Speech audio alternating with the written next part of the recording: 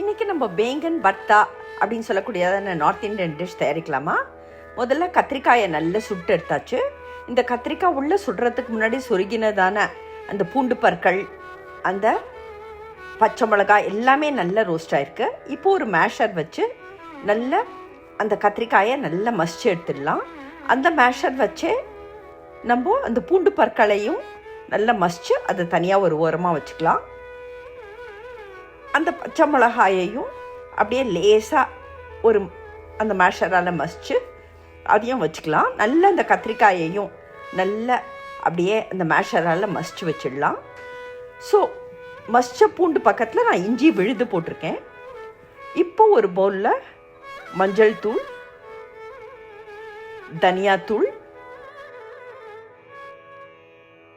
சிவப்பு மிளகாய் தூள், ஒரு டேஷ் ஆஃப் பெருங்காயம் எல்லாம் போட்டு வச்சுருக்கேன். இந்த மசிச்ச கத்திரிக்காய்க்கு தேவையான அளவு உப்பு மாத்திரம் அந்த கத்திரிக்காய் மேலே அப்படியே போடுறேன். எங்கள் வீட்டில் இந்த ஸ்பைஸ் பவுடர்ஸ் தான் எங்களுக்கு பிடிக்கும். ஏன்னா அந்த கத்திரிக்காயோட வாசனை அப்போ தான் பேங்கன் பர்த்தாவில் நல்லா வரும்னு நாங்கள் மசாலா பொடி யூஸ் பண்ண மாட்டோம். ஸோ ஒரு வெங்காயம் 2 தக்காளி இதை நல்லா பொடியாக அரிஞ்சு வச்சுருக்கேன். ஒரு வானிலையில் எண்ணெய் போட்டு அதில் அந்த இஞ்சி பூண்டு விழுது, நம்ம போட்டு வச்சதான அந்த பொடிகள் எல்லாத்தையும் போட்டு நல்லா பச்சை வாசனை போக வதக்கிடலாம். பொடியாக அரிஞ்சு வச்சுருக்கிற வெங்காயத்தை இதில் சேர்க்கலாம். ஒரு வெங்காயம் சேர்த்தா 2 தக்காளி சேர்க்கணும். ஏன்னா இந்த பேங்கன் பர்த்தாக்கு நம்ம ஜென்ரலாக புளி சேர்க்கறதில்ல. ஸோ தக்காளி கொஞ்சம் கூட இருந்தாக்கா அது டேஸ்ட் நல்லாயிருக்கும்.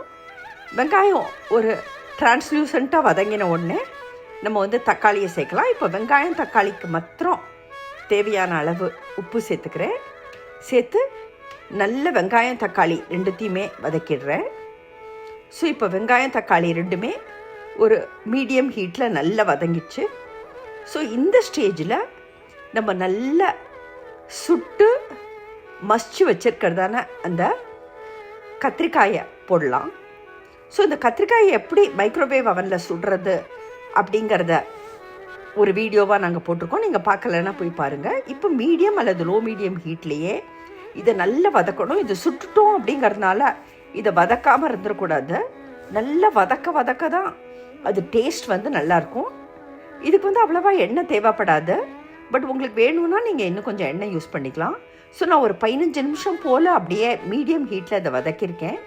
ஸோ நம்மளோட பேங்கன் பர்த்தா ரெடி. இதுக்கு மேலே கொத்தமல்லி தழைகளை தூவி நம்ம சர்வ் பண்ணலாம்.